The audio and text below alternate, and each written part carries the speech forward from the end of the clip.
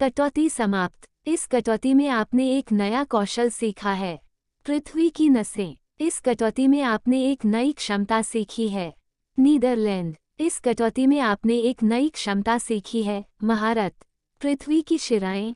पृथ्वी की शिराओं को अवशोषित करें और उन्हें अपनी जीवन शक्ति में रूपांतरित करें। पाताल लोक, यिन और यांग का मिलन, जीवन और मृत्यु का चक्र, वे सभी स्थान जहां जड़ें पहुंचती हैं, पाताल लोक हैं। निपुणता, आपको अपनी जादुई शक्तियों की गहरी समझ है। जब दो नई क्षमताएं उसके अपने धड़ में विलीन हो गईं, तो जी यांग एक नए जीवन की तरह था और उसकी चेतना ने भी स्पष्टता और संपूर्णता की अवधि की शुरुआत की। उसी समय अदृश्य तरंगों की एक परत ने तुरंत ही उसके चारों ओर के वातावरण को ढक लिया, जिसका केंद्र वह स्वयं थे। लेकिन इस समय जी यांग की नज़र में यह अदृश्य लहर बिल्कुल अलग थी। उसे ऐसा लग रहा था मानो जमीन से एक नई दुनिया उभर रही हो, और जहां जहां लहरें गुजरती, ये दुनिया और भी चौड़ी होती जाती। व्यापक। जी यांग भी इस दुनिया के स्वरूप से बहुत परिचित थी, क्योंकि यह पाताल लोक के समान ही थी, अंधकार में, धुंधली और थोड़ी सी बुराई की झलक के साथ। मौत। जाहिर है, यह पाताल लोक था। लगभग एक पल में पूरा पाताल लोक नष्ट हो गया। पूरे सामूहिक कब्र पहाड़ तक फैल गया और योनगान शहर को ढक लिया। जब ये योनगान शहर को पार करने वाला था, तो पाताल लोक का फैलाव रुक गया, और वह स्थान जहां पाताल लोक रुका था वह भूमि का किनारा था जहां जी यांग ने अपनी जड़ें भूमिगत दफन कर दी थीं। जब पूरा पाताल लोक फैल गया, तो दो दुनियाएं जो मूल रूप से जी यांग की नज़र में बहुत अलग थीं, जल्दी से एक में विलीन हो गईं, और कोई असामान्यता नहीं थी। लेकिन जी यांग, एक सर्जक के रूप में, इस क्षण महसूस कर सकता था कि उसके सामने की दुनिया बदल गई थी। बदल गया। पाताल लोक इस संसार में पूरी तरह से एकीकृत था, जैसे इस संसार में कोई स्वर्ग छिपा हो। स्वर्ग की तरह, यदि आप प्रवेश करना चाहते हैं पाताल लोक में, आपको एक प्रवेश द्वार भी खोलना होगा।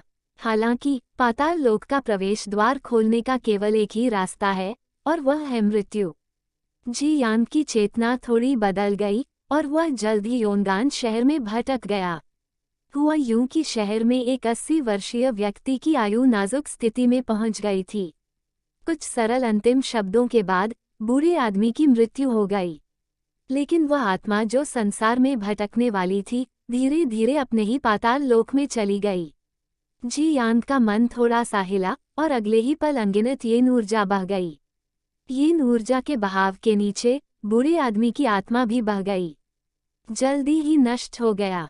हालांकि जैसे ही बूढ़े आदमी की आत्मा नष्ट हुई, एक बेहोश येन ऊर्जा और आत्मा ऊर्जा उसके शरीर से प्रकाश बह निकला, लेकिन जी यांग महसूस कर सकता था कि केवल ये ही नहीं बह रहे थे, बल्कि ऐसा लग रहा था कि एक अदृश्य प्रकाश भी बह रहा है। जैसे ही जी यांग चुपचाप इस पाताल लोक का अवलोकन कर रहे थे, परिवार के आत्मा सदस्यों की आंखों के सामने अचानक एक चमक उभरी, और फिर उन्होंने खुद को एक अजीब जगह पर पाया। क्या हुआ? क्या हो रहा है? क्या परिवार पर हमला हुआ है? ये कहाँ है? अंडरवर्ल्ड के कबीले के लोग घबराए हुए लग रहे थे, क्योंकि ऐसा पहली बार हुआ था जब उन्होंने ऐसा किया था। ऐसी स्थिति का सामना करना पड़ा। वे स्पष्ट रूप से कुछ देर पहले ही वे परिवार का निरीक्षण कर रहे थे, लेकिन उन्हें यह उम्मीद नहीं थी कि वे पलक झपकते ही यहाँ प्रकट हो जाएंगे। चेन चांगमिंग, जिन्होंने आतंक की आवाज सुनी, कबीले के लोग भी तेजी से उड़कर ऊपर आ गए। अपने चारों ओर का धुंधला वातावरण देखकर चेन चांगमिंग ने भौहें सिकोड़ी। वह पवित्र वृक्ष के नीचे यिन क्यूई को आत्मसात कर रहा था, लेकिन उसे इस पूरी तरह से अपरिचित जगह पर आने की उम्मीद नहीं थी।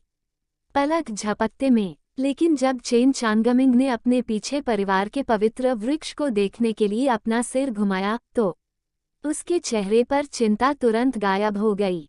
परिवार का पवित्र वृक्ष अभी भी वहीं है, इसलिए सब कुछ ठीक है। शायद उसके सामने जो असामान्यता है, वह पवित्र वृक्ष के परिवर्तन के कारण है। हालांकि जब चेन चांगमिंग ने चारों ओर देखा तो उसके चेहरे पर भी आश्चर्य की झलक थी। उसके सामने परिवार का पवित्र पेड़ स्याही की तरह काला हो गया था। चाहे वह तना हो या शाखाएं, वे सभी धूसर कोहरे के नीचे छिपे हुए थे, जिससे कि कबीले के लोगों ने पहले तो इस पर ध्यान नहीं दिया। हालांकि उसे लग रहा था कि अब परिवार का पैर उनके लिए ज्यादा सही है। उनके पैरों के नीचे की अजनबी जमीन ही उनकी सही जगह लग रही थी। यहाँ वापस आकर उन्हें मछली की तरह सहज महसूस हुआ। पानी। इस खोज से कबीले के सभी सदस्य आश्चर्यचकित हो गए। जैसे ही परिवार वृक्ष का मार्गदर्शन चेन चांगमिंग और अन्य लोगों के दिमाग में आया, चेन चांगमिंग थोड़ा चौंक गए। पाताललोक। जब कई टिड्डे के पत्ते हाथों में पड़ गए, प्रत्येक कबीले के सदस्य को ये देखकर आश्चर्य हुआ कि उनके सामने का धूसर दृश्य जल्दी से बदल गया और उन्होंने जल्दी पाताल लोक के बाहर का दृश्य भी देखा। पता चला कि उन्होंने परिवार को नहीं छोड़ा था और वे एक ही स्थान पर थे, लेकिन अब उनके और परिवार के बीच एक अदृश्य दीवार थी। सबको अलग कर रहा हूँ। कई कबीले के सदस्य टिड्डी के पत्ते लेकर पाताल लोक से चले गए और वे शीघ्र ही परिवार में पुनः प्रकट हो गए। इस जगह की विशेषता जानने के बाद कि कोई खतरा नहीं था, परिवार के सदस्य बहुत उत्साहित लग रहे थे और मदद नहीं कर सकते थे। पाताल लोक में तेजी से उड़ो, यहाँ के रहस्यों की खोज करो। आखिरकार पहले परिवार की छोटी भूमि की तुलना में यह पाताल लोक बहुत अधिक विशाल है। अन्वेषण के दौरान आदिवासियों ने कई ऐसे स्थानों की भी खोज की जो अन्य स्थानों से भिन्न थे। बाहरी दुनिया। उदाहरण के लिए, इस अंडरवर्ल्ड में उन्होंने परिवार के पैतृक हॉल की तुलना में यिन क्यूई को तेजी से अवशोषित किया और उन्हें लगा कि उनकी अपनी स्थिति भी बेहतर हो गई है और यहाँ तक कि उड़ान की गति भी बढ़ गई है, कई गुना तेज। इससे भी अधिक विशेष बात यह है कि वे ये पता लगा सकते हैं कि अंडरवर्ल्ड में संबंधित स्थानों पर, ताकि वे अंडरवर्ल्ड के माध्यम से जल्दी से निर्दिष्ट स्थान पर पहुंच सकें, जो कि बहुत तेज है। उनकी पिछली उड़ान बाहर है। इस प्रभाव का कारण संभवतः उनके हाथों में मौजूद टिड्डी के पत्तों से अविभाज्य है। हालांकि कबीले के सदस्यों को जल्द ही पता चल गया कि एक बार जब वे योनगान शहर से बाहर निकल गए तो वे पाताल लोक नहीं पा सके। वे योनगान शहर को नहीं छोड़ सकते थे, भले ही वे पाताल लोक में उड़ गए हों। उन्हें पहले वाला तरीका अपनाना पड़ा, लेकिन इस स्थान की उपस्थिति ने अभी भी कबीले के सदस्यों को पवित्र वृक्ष की शक्ति पर आहें भरने पर मजबूर कर दिया, मानो ये दुनिया विशेष रूप से उनके लिए बनाई गई थी। जब परिवार की सभी आत्माएं पाताल लोक में खींच ली गईं, तो कबीले के चेन किंगहे जैसे क्यूई नियंत्रण क्षेत्र के योद्धाओं ने भी इसे महसूस किया। हालांकि वह नहीं जानता था कि क्या हुआ जब चेन किंगहे परिवार के मृत कबीले के सदस्यों को महसूस नहीं कर सका, तो वह भी जल्दी से आकाश में उड़ गया और चिल्लाया, चाचा जिंगजिन, चाचा त्यानलू, क्या आप अभी भी वहाँ हैं? हालांकि चेन किंगहे की पूछताछ का कोई जवाब नहीं मिला, जो पहले कभी नहीं हुआ था। जल्द ही चेन तियानजिंग और अन्य कबीले के सदस्य जिन्हें ये समाचार मिला था, वे सभी परिवार के पैतृक हॉल में आ गए और चेन चांगमिंग इस समय प्रकट हुए। कारण बताने के बाद कबीले के सदस्यों की चिंता समाप्त हो गई और उन्होंने परिवार के पवित्र वृक्ष को प्रणाम किया। चेन तियानजिंग ने अपने दिल में आह भरी। परिवार के पवित्र वृक्ष का परिवर्तन परिवार के वर्तमान संकट से निकटता से जुड़ा हुआ होना चाहिए। किसी भी हालत में परिवार को ये लड़ाई नहीं हारनी चाहिए। जल्द ही सभी लोग जल्दी तैयारियों में जुट गए। आगामी युद्ध के लिए चेन चांगमिंग के मन में भी इस समय एक अलग विचार आया। परिवार की आत्मा टीम को और मजबूत बना दिया। यहाँ तक कि चेन किंगहे, जो क्यूई नियंत्रण क्षेत्र के तीसरे स्तर पर था, इससे अनजान था। दुश्मन से निपटने के लिए इसका उपयोग करना अधिक मायावी होना चाहिए। परिवार के ऊपर जी यांग चुपचाप पाताल लोक की स्थिति का अवलोकन कर रही है। उसने ये भी देखा कि यह पाताल लोक बहुत छोटा पाताल लोक था। ये क्षमता पिछले अमर शरीर और कई अन्य क्षमताओं से कम नहीं थी और ये परिवार के लिए बहुत मददगार भी थी। और पाताल लोक भी यिन क्यूई को स्वायत्त रूप से अवशोषित कर सकता है और पाताल लोक के भीतर सभी आत्माओं को अवशोषित कर सकता है। यह अपने शरीर की परिवर्तन गति से भी अधिक है, लेकिन यह अभी भी वास्तविक पाताल लोक से बहुत दूर है। लेकिन अपनी जड़ों के विस्तार के साथ पाताल लोक अनिवार्य रूप से व्यापक हो जाएगा। समय के साथ कबीले के सदस्यों को हर जगह आत्माओं की तलाश करने की जरूरत नहीं होगी। जब तक जड़ें पहुंचती हैं, मृतक कबीले के सदस्य आगे बढ़ सकते हैं। सुधार: पाताल लोक के अतिरिक्त जी यांग को इस कटौती से अन्य चीजें भी प्राप्त हुई, जैसे कि ग्राउंड वेन तकनीक। नई तकनीक जोड़ने का मतलब है कि वह हर दिन ज्यादा ऊर्जा अवशोषित कर सकता है। और कितना, इसका परीक्षण होना बाकी है। हालांकि पृथ्वी की आभा शाश्वत है, दिन और रात तक सीमित नहीं है, नहीं गड़गड़ाहट और बिजली और अन्य मौसम से परेशान है। मुझे लगता है कि यह तरीका पिछले तरीके से ज्यादा उपयोगी होना चाहिए। इसके अलावा एकीकरण की एक नई क्षमता है। इस क्षमता को प्राप्त करने के बाद जी यांग को तुरंत लगा कि जादुई शक्ति के बारे में उनकी समझ खत्म हो गई है, ऊंचे स्तर पर पहुंच गया। उदाहरण के लिए, पिछला टिड्डी कवच केवल आत्मा शरीर पर ही इस्तेमाल किया जा सकता है, लेकिन अब उसे लगता है कि यह अन्य जनजातियों पर भी प्रभावी हो सकता है। इसके अलावा वो कई जादुई शक्तियों को संयोजित कर सकता है और उन सभी को एक टिड्डी के पत्ते में इकट्ठा कर सकता है, जो बहुत अधिक सुविधाजनक होगा। हालांकि इस बार फसल अच्छी है, फिर भी जी यांग ने कटौती बंद नहीं की। गोंगयांग परिवार शक्तिशाली है और इसे कुछ क्षमताओं और जादुई शक्तियों पर निर्भर करके हल नहीं किया जा सकता है। इससे निपटने के लिए उसे और सुधार की आवश्यकता है। ये संकट आप वानफो मंदिर में पैदा हुए थे। जितनी जल्दी हो सके एक विशाल पेड़ बनने के लिए आप कड़ी मेहनत करना शुरू करते हैं। आपने 2 बार सफलतापूर्वक अनुमान लगाया है और आप अनुमान की दुनिया में अपनी 2 जादुई शक्तियों को बेतरतीब ढंग से ले जा सकते हैं। जादुई शक्ति यादृच्छिक रूप से चुनी जाती है। इस कटौती दुनिया में प्राप्त जादुई शक्ति रिवर्स डैंजिंग, जागृति आत्मा। अपने सामने लगे प्रॉम्प्ट को देखकर जी यांग थोड़ा आश्चर्यचकित हुआ। 10,000 बुद्ध मंदिर, बौद्ध धर्म की भूमि। वो यहाँ पहली बार आए हैं। उन्होंने इस दुनिया में बहुत अधिक बौद्धों को नहीं देखा है, लेकिन उन्होंने कुछ योद्धाओं या तपस्वियों जैसे साधारण लोगों को देखा है, जो दर्शाता है कि बौद्ध धर्म कोई नई बात नहीं है। इस दुनिया में विलुप्त। ऐसा लगता है कि प्राचीन काल में बौद्ध धर्म समृद्ध था और उसने अपना अलग संप्रदाय बनाया था, लेकिन बाद में ये परिवार लोकप्रिय हो गया और संप्रदाय का पतन होना तय था। यहाँ तक कि बौद्ध धर्म भी विलुप्त हो गया। परिवार की शक्ति, मुझे लगता है कि यही कारण है। इस दुनिया में बौद्ध धर्म का पतन अगर उसे सही से याद है, तो अकाला एक ऐसा व्यक्ति लगता है। बौद्ध भगवान, शायद उसे यहाँ कुछ अच्छे बौद्ध युद्ध कौशल मिल सकते हैं। इससे जी यांग की थोड़ी दिलचस्पी पैदा हुई और वह ध्यान से चारों ओर देखने लगा। फिलहाल वो एक हॉल के बगल में बड़ा हुआ और नीचे हॉल की ओर जाने वाला एक रास्ता था। जी यांग मुख्य हॉल की पट्टिका को स्पष्ट रूप से देखना चाहता था, लेकिन वह शक्तिहीन था। डोंग, धीमी घंटी बजने के बाद लियांग ने पाया कि भिक्षु वेश में कई बौद्ध शिष्य मुख्य हॉल की ओर चलने लगे हैं। थोड़ी देर बाद हॉल से भिक्षुओं द्वारा बुद्ध का जाप करने और धर्म ग्रंथों का पाठ करने की आवाज आने लगी। ये देखकर जी यांग को भी जल्दी से समझ आ गया कि इस हॉल का काम क्या है। शायद यह मुख्य हॉल या शास्त्र हॉल था। जी यांग ने इसकी परवाह नहीं की, बल्कि चुपचाप अवसर आने का इंतजार करने लगी।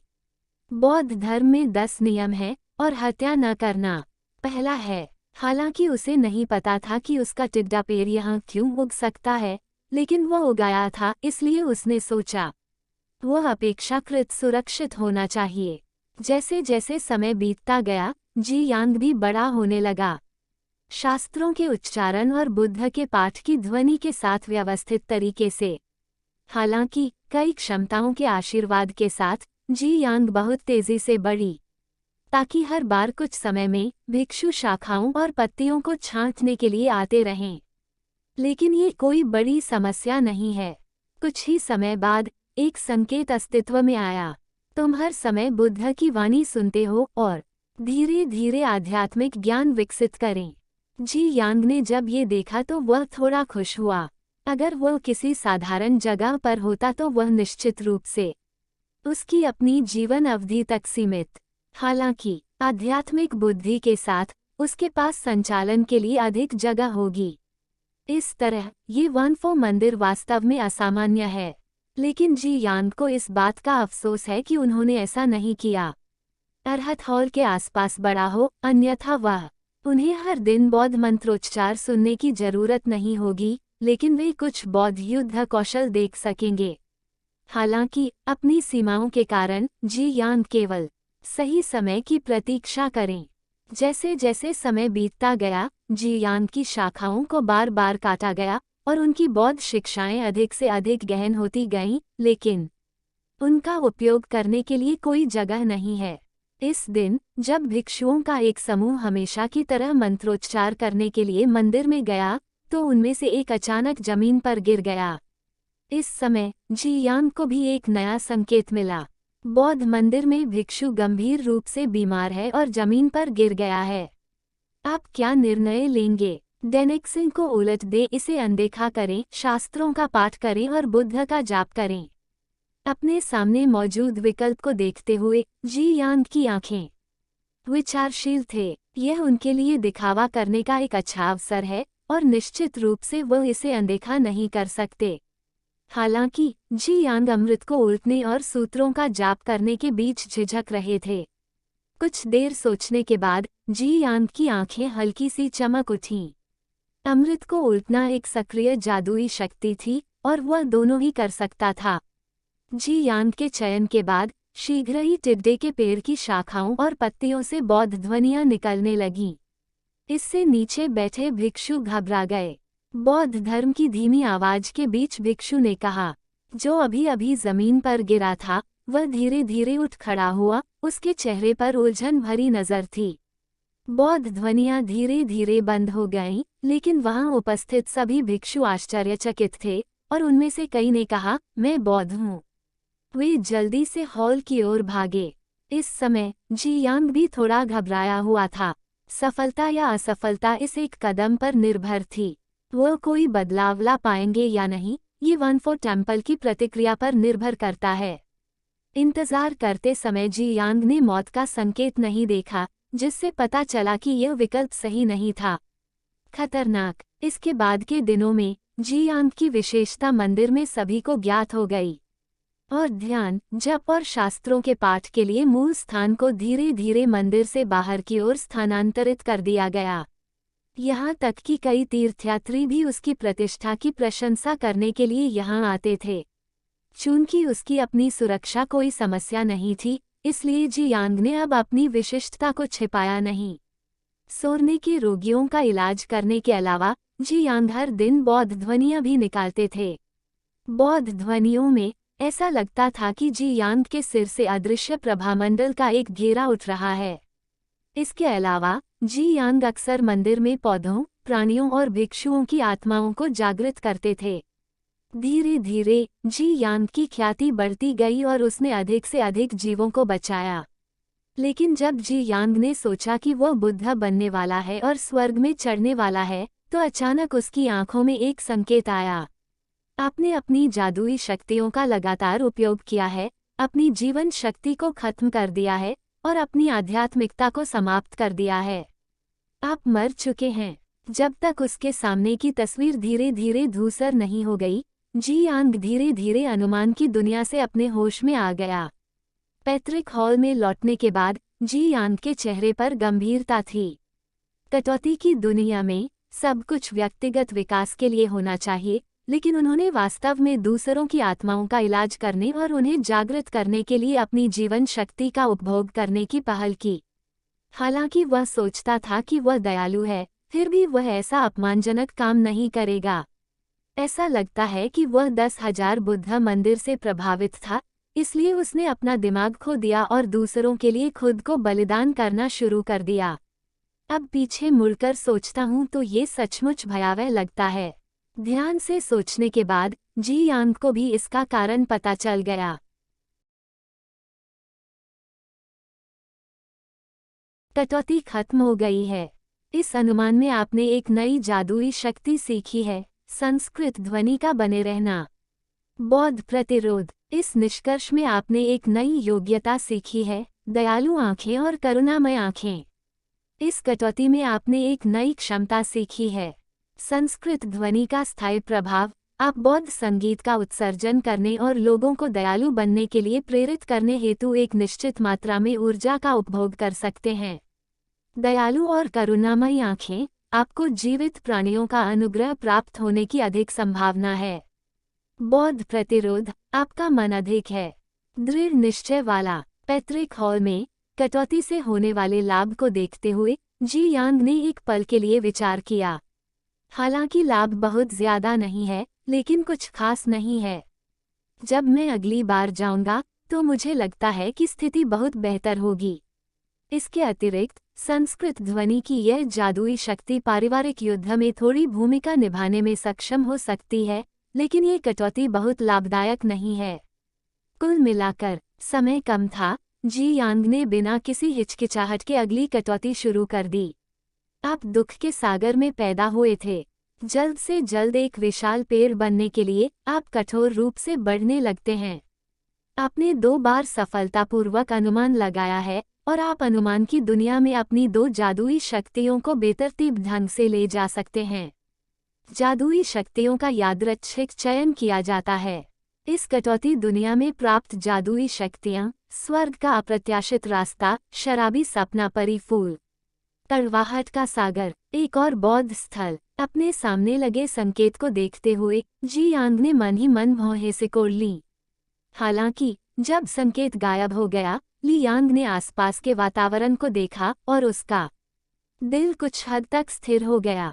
मैंने नीचे पानी की लहरें देखीं और चारों ओर समुद्र की सतह नीली और असीम थी। और अब मैं एक छोटी नाव की तरह हूँ जो नीचे समुद्र के पानी में तैर रही है और हवा के साथ बह रही है। ऐसी शुरुआत मेरे विकास के लिए थोड़ी प्रतिकूल प्रतीत होती है। जी यांग ने समुद्र के पानी में अपनी जड़ें फैलाने की कोशिश की ताकि यह पता चल सके कि क्या वह इससे पर्याप्त पानी सोख सकता है। आखिरकार उसे अभी भी सूरज की रोशनी, मिट्टी और पानी की जरूरत है। कई क्षमताओं और जादुई शक्तियों के बिना, लेकिन जड़ों द्वारा समुद्र के पानी को सोख लेने के बाद जो एहसास हुआ, उससे जी यांग का तना तुरंत सिकुड़ गया और उसके कई पत्ते गिर गए। ये समुद्र का पानी वास्तव में कड़वा है। इस समय जी यांग को अंततः कड़वाहट के सागर की उत्पत्ति समझ में आ गई। नाम वास्तव में झूठ नहीं था।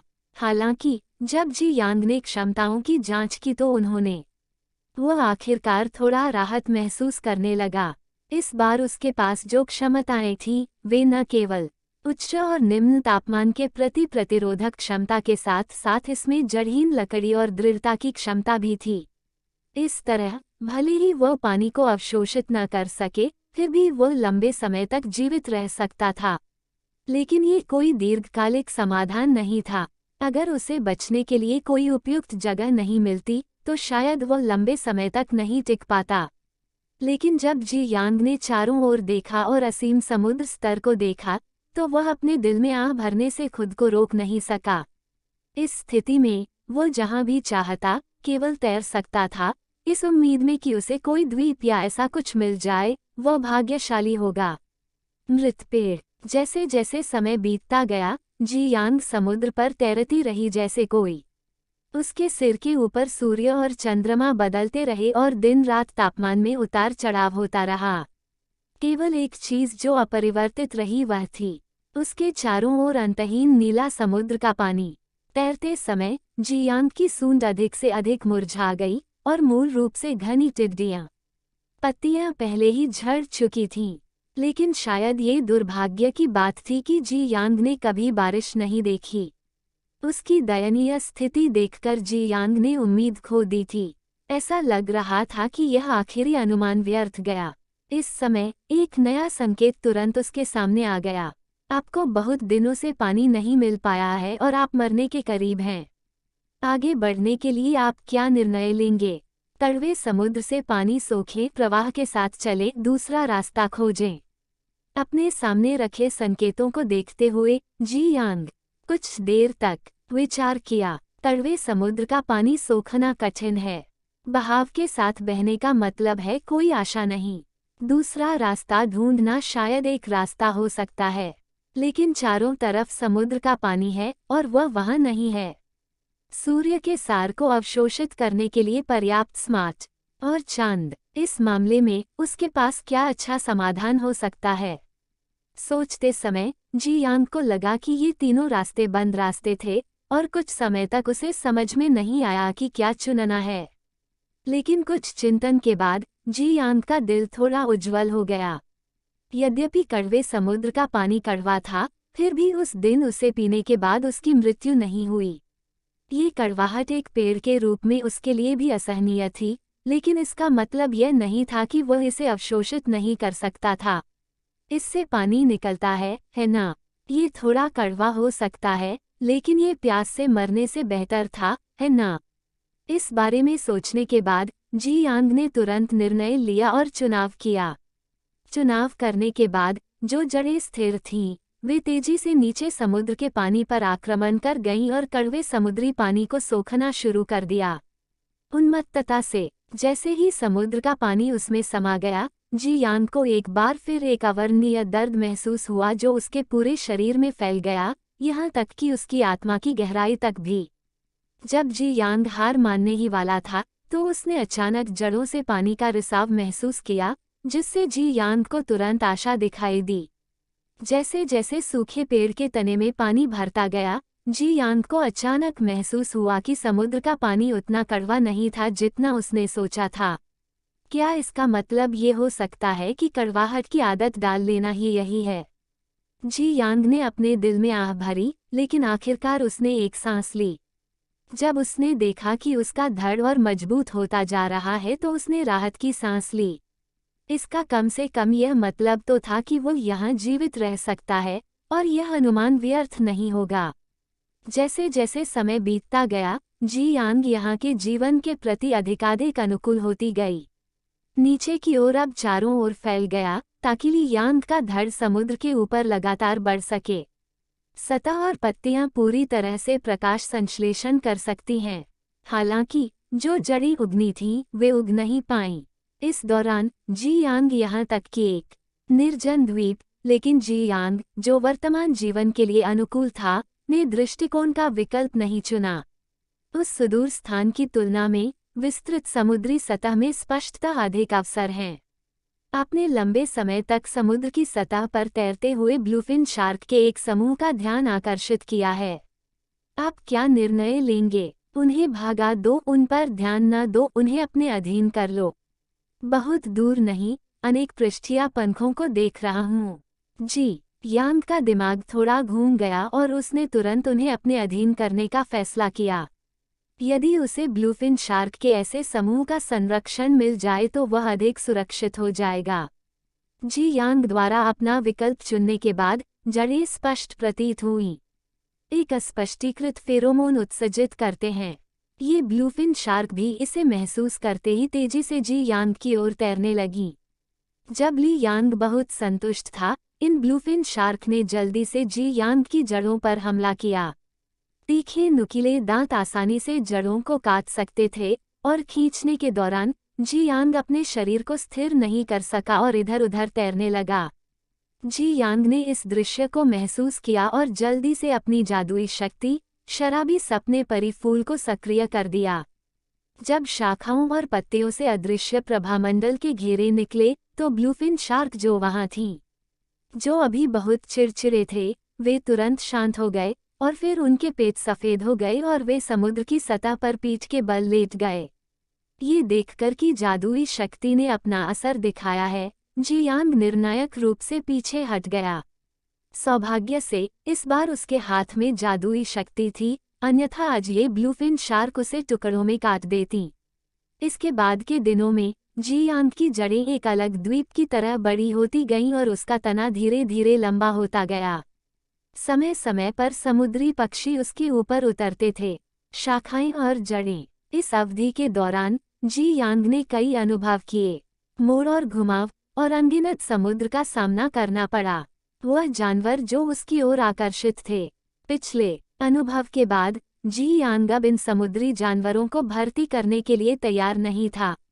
हालांकि शराबी ड्रीम फेरी फ्लावर की अपनी जादुई शक्ति के साथ वह आसानी से उनसे निपट सकता था।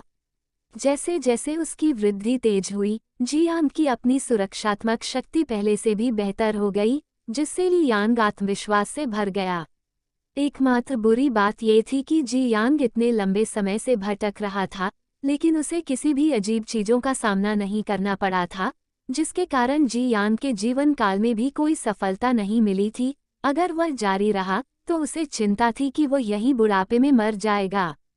कल भारी बारिश होगी। स्वर्ग की अस्थायित्व की जादुई शक्ति द्वारा गणना किए गए परिणामों को देखते हुए जी यांग ने अपने सिर के ऊपर स्पष्ट आकाश पर फिर से नजर डाली। उसके चेहरे पर संदेह लिखा हुआ था, लेकिन अगले ही पल आसमान काले बादलों से ढक गया और बिना किसी चेतावनी के अचानक बारिश और तेज हवाएं चलने लगीं।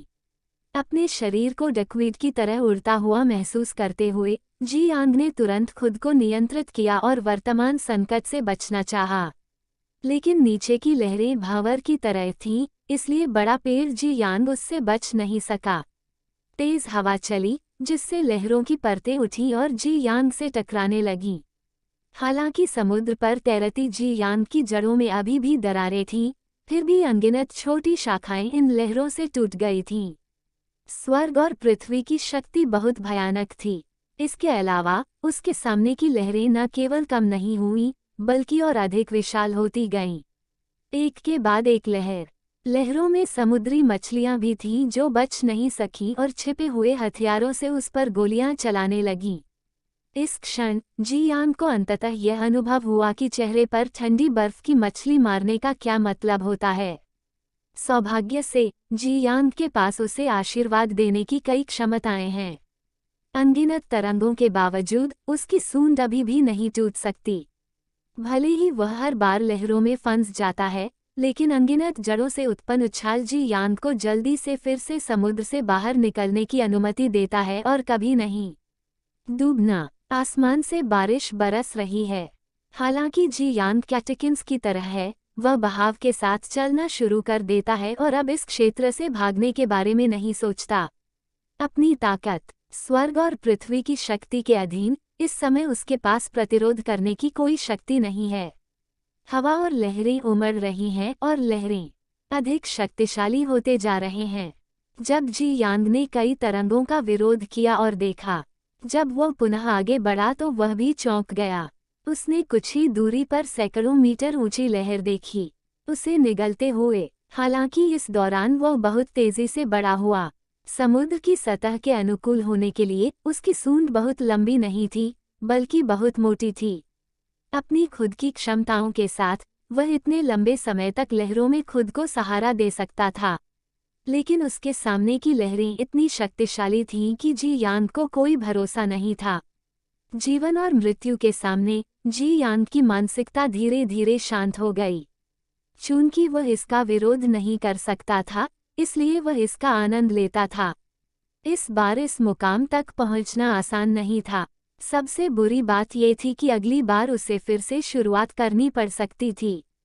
कुछ ही देर बाद बड़ी लहरें आईं और पूरी तरह से डूबा हुआ जी यांग। कई घंटों के बाद आसमान धीरे धीरे शांत हो गया और गर्म धूप हवा में घुलने लगी। बादलों ने फिर से समुद्र पर छींटे मारे। समुद्र सतह चमकदार और सुंदर थी। इस शांत समुद्री सतह पर एक नंगा टिड्डी वृक्ष ट्रंक धीरे धीरे समुद्र से बाहर आया। तने के नीचे टूटी हुई जड़ें थीं। शांत समुद्री सतह को देखकर जी यांग ने राहत की सांस ली। आखिरकार बच गया। लेकिन अपनी वर्तमान स्थिति को महसूस करने के बाद जी यांग ने भी आह भरी। ऐसा लगता है कि उसे फिर से शुरुआत करनी होगी। समय बीतता जाता है और वर्ष उड़ते जाते हैं। अज्ञात समय के बाद जी यांग जल्द ही ठीक हो गई और भी अधिक विकसित हो गई। लेकिन जी यांग खुश नहीं था, क्योंकि उसे लग रहा था कि उसका समय आ गया है। इसी समय अचानक एक उल्का आकाश से गिरी। दूर आकाश में उड़कर सीधे समुद्र में जा गिरा। इतना बड़ा प्रभाव था कि नीचे की लहरें भी गरज उठीं। यांग लहरें पैदा करने से खुद को रोक नहीं सका। दूरी पर एक उल्का गिरा। बेहतर विकास के लिए आप क्या निर्णय लेते हैं? खुशी से वहां जाओ, इस पर ध्यान न दो, मुड़ जाओ। जी यांग ने प्रॉम्प्ट को देखा और थोड़ा आश्चर्यचकित हुआ और खुशी के साथ वहां गया। अब उसके पास कोई और रास्ता नहीं था, इसलिए बेशक उसने मुझे वहां मौज मस्ती में शामिल होने के लिए जाना पड़ा। इस समय जी यांग को भी एहसास हुआ कि कुछ जगहें बहुत खतरनाक थीं और अगर वह वहां गया तो उसकी मौत हो सकती थी, लेकिन अगर वह वहां नहीं गया तो उसका कोई अस्तित्व नहीं होगा। मौका। अपनी जड़ों और शाखाओं की मदद से जी यांग ने दिशा देखी और उस स्थान की ओर तैरने लगा जहां उल्का गिरी थी। लेकिन फिर भी गति अभी भी आश्चर्यजनक रूप से धीमी थी और कभी कभार हवा का झोंका जी यांग को परेशान कर सकता है। अपने लक्ष्य से दूर अज्ञात समय के बाद जी यांग अंततः उस स्थान के पास पहुंचे जहां उल्का गिरी थी। अस्पष्ट रूप से उसने समुद्र पर तैरती हुई एक रहस्यमय चमक भी देखी जो अत्यंत असाधारण लग रही थी। इससे जी यांग थोड़ा उत्साहित हो गया। शायद यही उसकी किस्मत थी। उसने तुरंत अपनी पूरी ताकत लगाई और अपनी मंजिल की ओर बढ़ गया। लेकिन इससे पहले कि जी यांग गौरव के स्थान के करीब पहुंच पाता, उसके सामने एक नया संकेत आया। समय बीतता है, आपका जीवन अंत तक पहुंच गया है और आप बूढ़े और मर चुके हैं। बदलाव। जी यांग जब पैतृक भवन में वापस लौटा तो उसने मन ही मन कोसा। वो केवल एक कदम दूर था, लेकिन फिर भी वह असफल रहा। लेकिन अगर वह सफलतापूर्वक पहुंच भी गया तो भी उसे सफलता नहीं मिलेगी। अपने जीवन काल की बेड़ियां तोड़ने में सक्षम। ये सोचकर जी यांग को बहुत अच्छा लगा। हालांकि इसमें कोई विशेष अनुभव नहीं था। निष्कर्ष, जी यांग के मन में बहुत सारी भावनाएं थीं। थोड़ी देर बाद कटौती के परिणाम धीरे धीरे सामने आने लगे। कटौती खत्म। इस कटौती में आपको एक नई क्षमता का एहसास हुआ है, रेजिंग सील। इस कटौती में आपको एक नई क्षमता का एहसास हुआ है, कड़ी मेहनत और दृढ़ता। इस निष्कर्ष में आपको एक नई क्षमता का एहसास हुआ है, कड़वा समुद्र असीम। इस निष्कर्ष में आपको एक नई क्षमता का एहसास हुआ है, शरीर कैटेकिन्स जैसा, जीवन डकवीड जैसा। उग्र सागर, समय का अनुसरण करना और आगे बढ़ना। भूभाग का लाभ उठाते हुए आपको पानी की शक्ति की पूरी समझ है। कड़ी मेहनत और दृढ़ता, सबसे खराब वातावरण में भी आप थोड़ा पानी निकाल सकते हैं। कड़वा समुद्र असीम, आपकी वृद्धि का कोई अंत नहीं है। शरीर कैटेकिन्स जैसा, जीवन डकवीड जैसा, आपका शरीर मजबूत हो गया है। जी यांग ने नीचे देखा और निराश नहीं हुआ क्योंकि उसने कौशल और जादुई शक्ति प्राप्त नहीं की थी। शक्तियाँ, लेकिन काफी खुश थे। कौशल और जादुई शक्तियों की तुलना में पहले प्राप्त की गई कुछ क्षमताएं कमजोर लगती हैं और दोनों के साथ तुलना नहीं की जा सकती है, लेकिन स्वयं के विकास के साथ इन क्षमताओं का जोड़ परिलक्षित हो सकता है और प्रभाव कमजोर नहीं है। ये किसी भी रूप में व्यक्ति के शरीर से संबंधित नहीं है तथा इसका व्यक्ति के शरीर से बहुत निकट संबंध है। नई क्षमताओं के जुड़ने के साथ जी यांग ने भी अपने स्वयं के परिवर्तनों को महसूस किया और इस समय उसकी सूंड और जड़ें भी बहुत मोटी हो गईं। और इस बार जिससे जी यांग को सबसे बड़ा लाभ महसूस हुआ, वह स्वाभाविक रूप से पहली क्षमता थी, उग्र सागर। जैसे जैसे जी यांग की चेतना फैली, उसने महसूस किया अनगिनत फूलों, पौधों में निहित नमी और ब्यूरियल माउंटेन के पेड़ों के बीच उसने धीमी गति महसूस की। भूमिगत रक्त झरने का प्रवाह और उसने बीच में बहते पानी की लय को भी महसूस किया।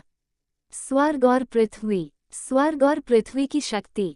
जी यांग का दिल द्रवित हो गया और इस समय पानी के बारे में उनकी समझ अब सीमित नहीं थी। जमीनी स्तर पर PS निराश छोटे बच्चे की ओर से उपहार के लिए धन्यवाद। पफर मछली। भाई, बारिश हो रही है। परिवार में जो कबीले के सदस्य अगले युद्ध की तैयारी कर रहे थे, उन्होंने अचानक ऊपर देखा और आश्चर्य से कहा, भाई, ये तो सिर्फ बारिश हो रही है, चाकुओं की बारिश नहीं। अपनी तरफ देखो, तुम्हें दुनिया के बारे में कुछ भी नहीं पता। नहीं भाई, यह बारिश कुछ अलग सी लग रही है। आओ और भीग जाओ। अपने भाई के आश्चर्यचकित चेहरे को देखकर चेन हानली खुद को खुले स्थान की ओर चलने से रोक नहीं सका। जब उसके शरीर पर अच्छी बारिश हुई तो चेन हानली चौंक गया। यह एहसास ऐसा था मानो कई सालों की गंदगी पूरी तरह से धुल गई हो। उसे लगा कि इस पल में पूरा व्यक्ति उदात्त हो गया था और स्वाद अवर्णनीय था। इससे चेन हानली इसकी प्रशंसा करने से खुद को रोक नहीं सके। ये बारिश, ये बहुत आरामदायक है। कुछ ही देर बाद खबर पाने वाले कबीले के सदस्य आसमान से शुभ संकेत महसूस करते हुए बारिश में भीगने के लिए बाहर आ गए। कुछ देर के लिए परिवार, जो पहले आने वाले युद्ध के कारण काफी शोरगुल कर रहा था, शांत हो गया।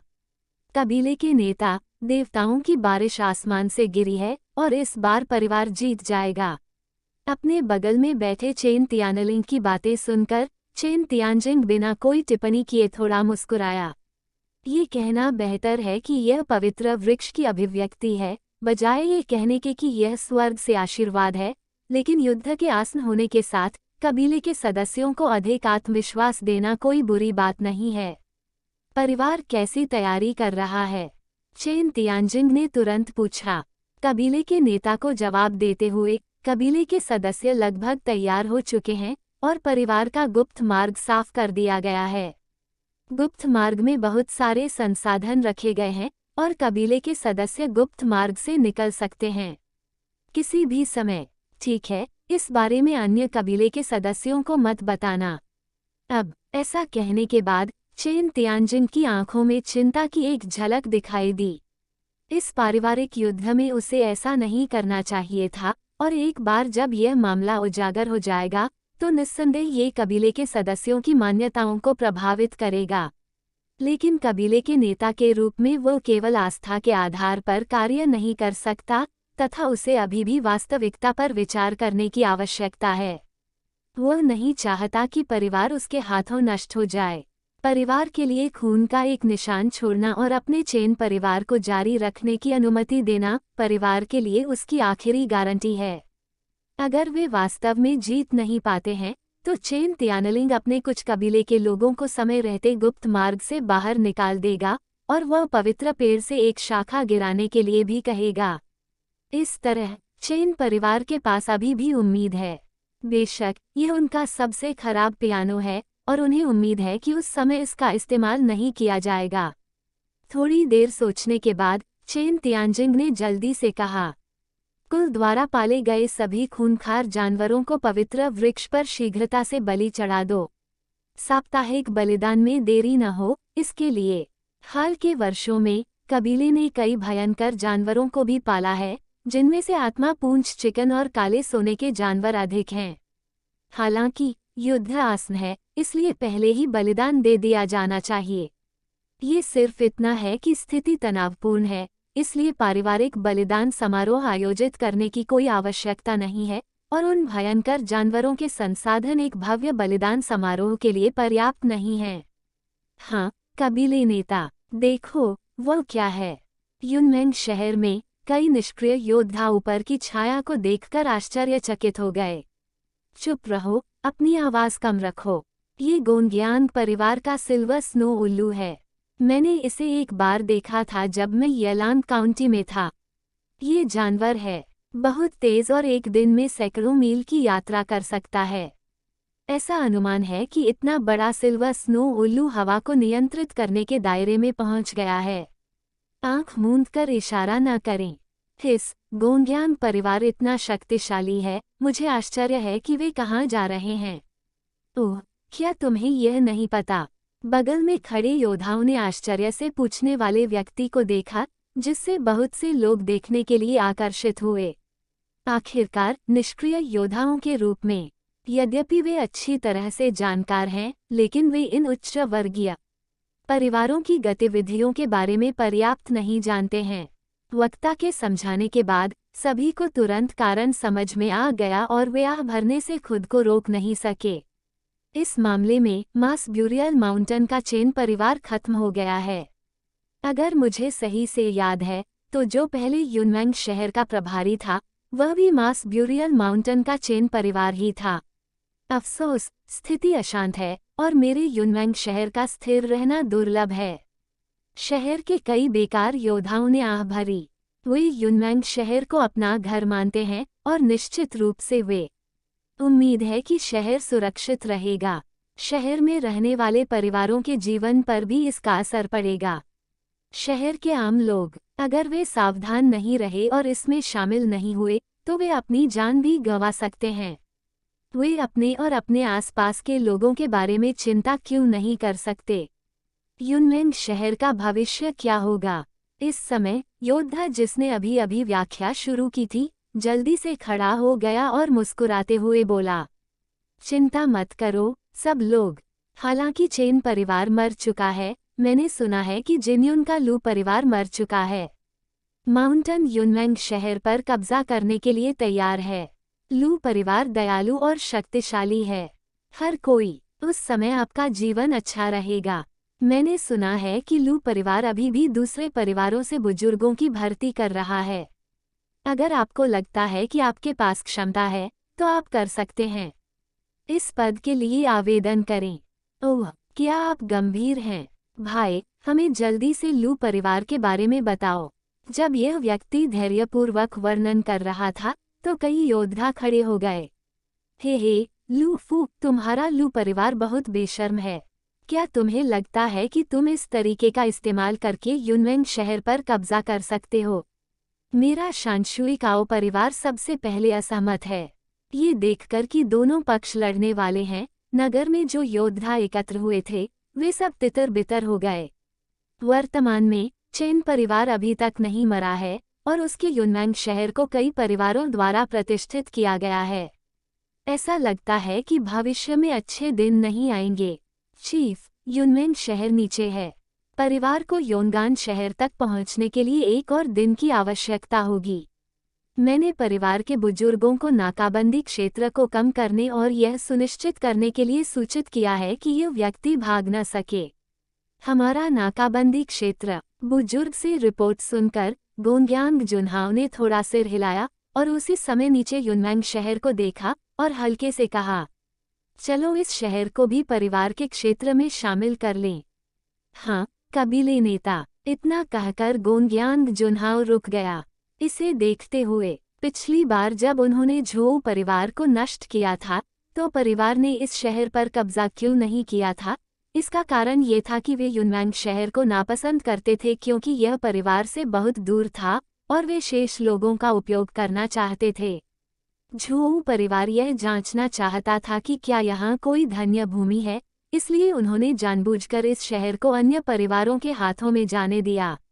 हालांकि धन्य भूमि की पुष्टि नहीं हुई है और टोंक्यू पर्वत में एक धन्य भूमि है जिसे परिवार द्वारा संरक्षित करने की आवश्यकता है। इसलिए उन्होंने बस युनमेंग शहर को एक पारिवारिक गढ़ बना दिया। इस तरह यहाँ परिवार की सत्ता में अंतर को कम किया जा सकता है।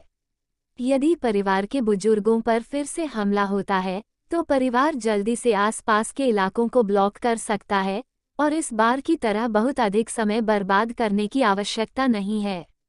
बस एक पल में गोंग्यांग परिवार का चांदी का बर्फ उल्लू आकाश से गुजर गया। हालांकि युनमेंग शहर में कई छोटे परिवार इस बारे में पता चल गया है और वे शहर पर कब्जा करने की कोशिश कर रहे हैं। आखिरकार ये शहर समृद्ध है और हमेशा मध्यम आकार के परिवार के बिना भी यह समृद्ध है। यहाँ तक कि अगर कोई संसाधन नहीं बचा है, तो भी यह कुछ जेब सिक्के लूटना अच्छी बात होगी। शहर से लोहे के बर्तन और अन्य संसाधन जुटाना या परिवार की ताकत बढ़ाने के लिए अन्य परिवारों से कुछ योद्धाओं की भर्ती करना। लेस देन पिछला अनुक्रमणिका, अगला ग्रेटर देन।